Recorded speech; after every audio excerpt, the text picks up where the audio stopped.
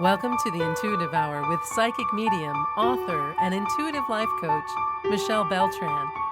The Intuitive Hour will empower you to learn how to magnify your intuitive voice. Listen in and expand your understanding of what it means to be psychic and how to awaken, amplify, and trust your inner voice.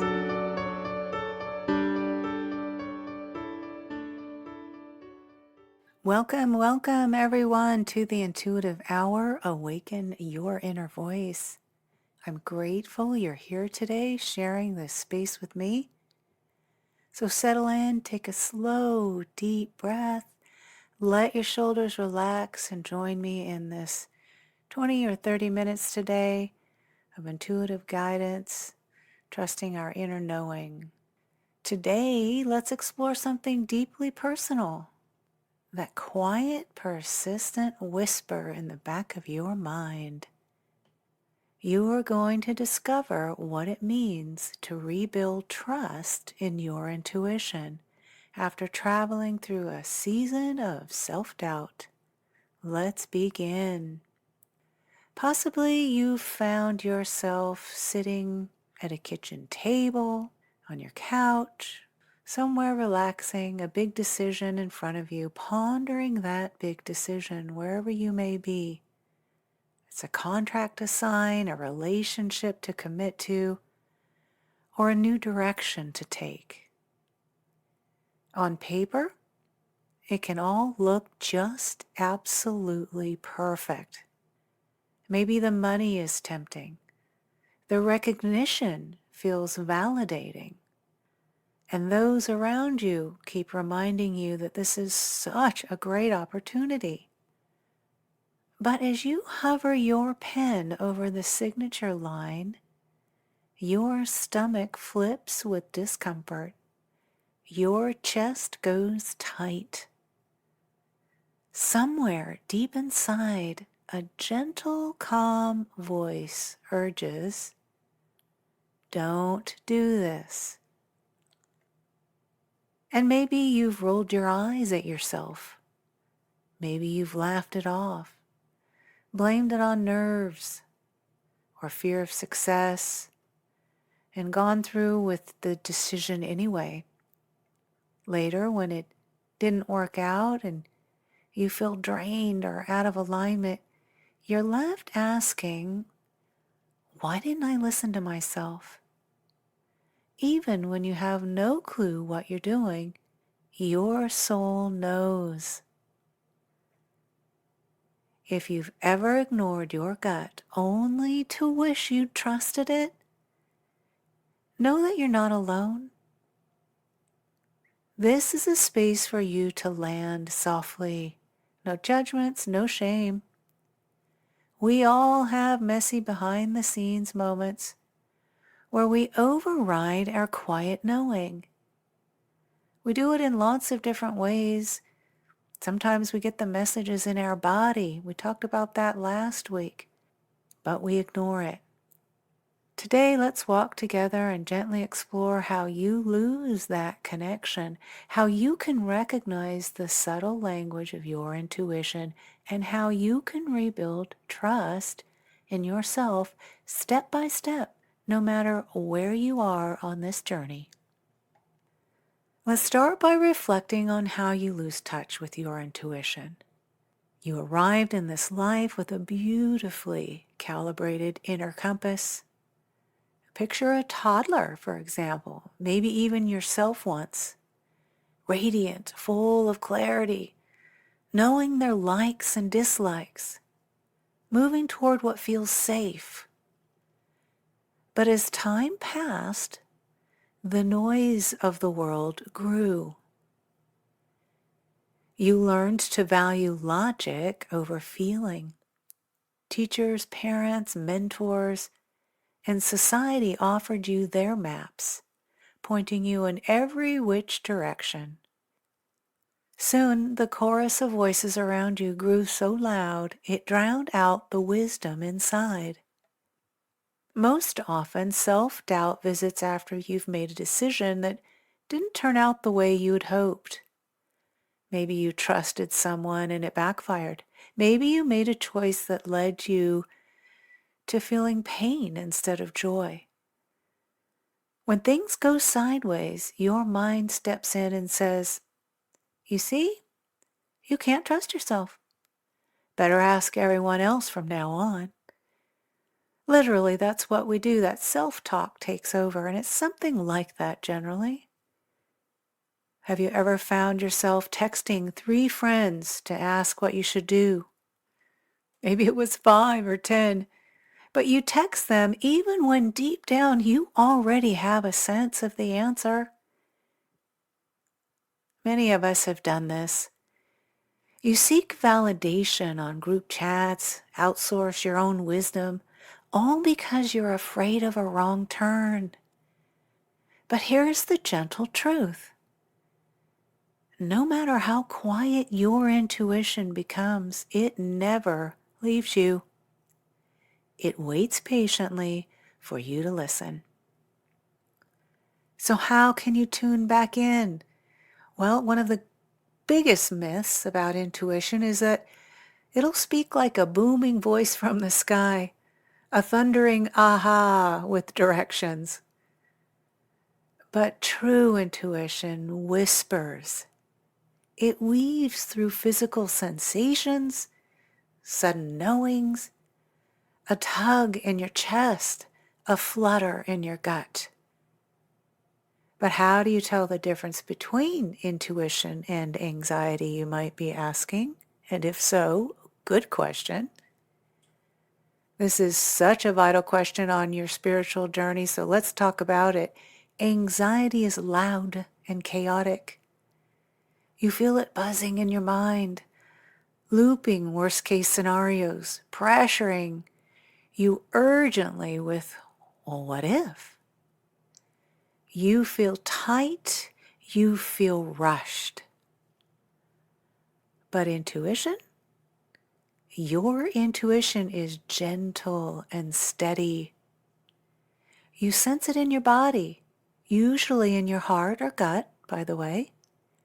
It never argues. It simply offers information, quiet and assured. Sometimes what it reveals can feel scary. Leave that job. Move to a new city.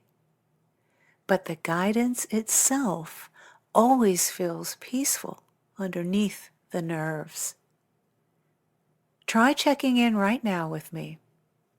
If you would, think of a time you just knew something, even if you couldn't explain how.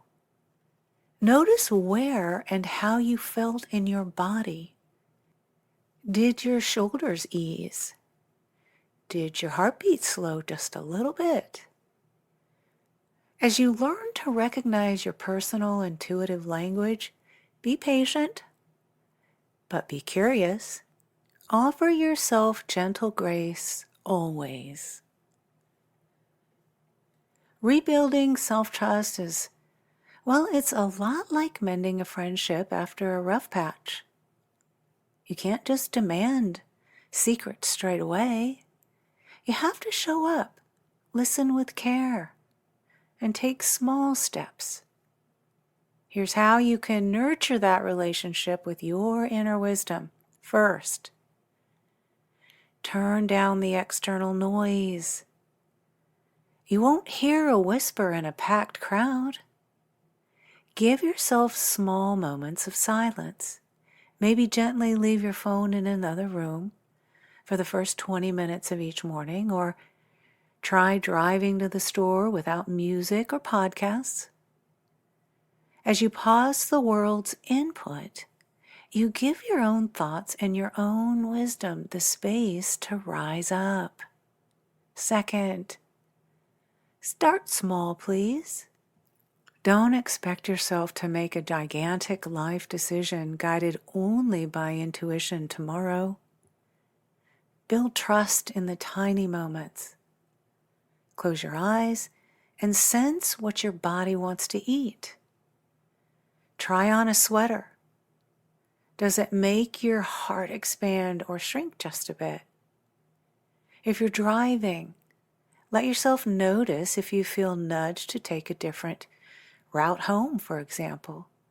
All of these things are tiny ways, tiny moments where the trust can be built. Honor those moments. Every time you take your own advice, even when it's about something small, you show your subconscious, I hear you. I trust you. You're safe with me. Next, keep an evidence journal, I like to call it. Self-doubt grows quiet when you have proof that your intuition is real and right for you. Keep a notebook at your bedside. Jot down when you think of someone right before they reach out, or when you sense you should bring an umbrella on a sunny day, or even when you get an uneasy feeling that proves true. Then remember to flip back through those pages when you feel lost. You'll see your inner compass is beautifully calibrated, and your own hand is the evidence. Fourth, practice pausing. Modern life expects instant replies. Text back now, decide now, answer now. But intuition can't push through urgency. Next time someone asks something of you or offers you an invitation, give yourself permission to say, I need to sleep on that one, or something of the like. Perhaps you'll get back to them tomorrow. Use that breathing room to check in with you. Does saying yes feel bright and light, or heavy and sticky? Your body knows far before your brain can make up a list of pros and cons. Trust that. And lastly, and maybe most importantly, forgive yourself for all the past times you ignored your intuition. It's okay. You've made choices that didn't end well. We all do. And sometimes you revisit those old tapes, scolding yourself for not listening. Let up on that part. Release that. Guilt only locks you out of your own heart. Breathe it out. Place a hand over your chest and say these words. I did the best I could with what I knew at the time. I'm learning. I'm a work in progress. I'm allowed to return to myself over and over. You might have ignored your intuition to stay safe, to fit in, to survive.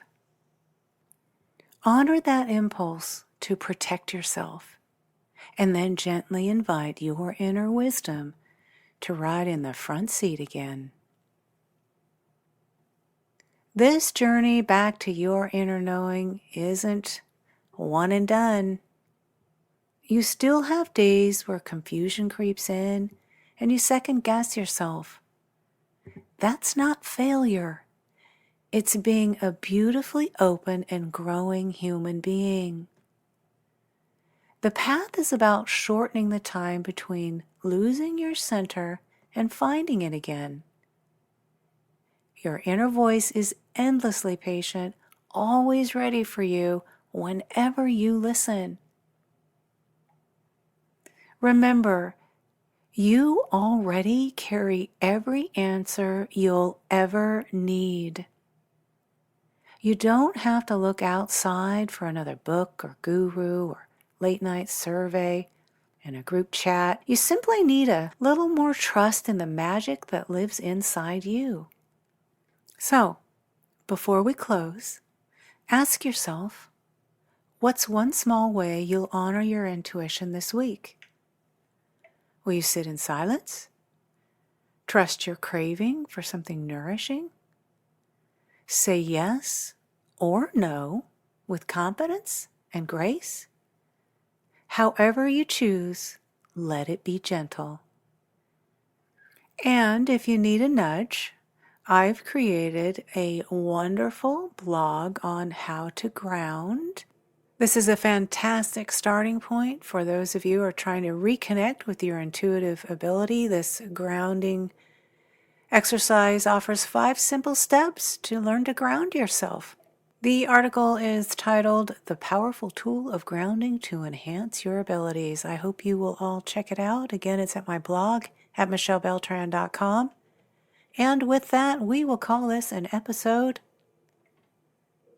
Keep listening, everyone, to that quiet voice within. It knows just where you're meant to go. Until the next time, may you take gentle care of yourself.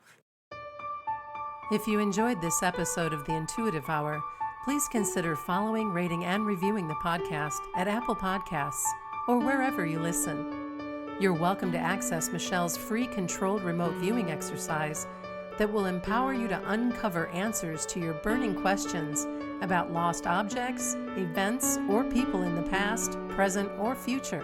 Visit michellebeltran.com to access this free offering and rediscover what was once lost.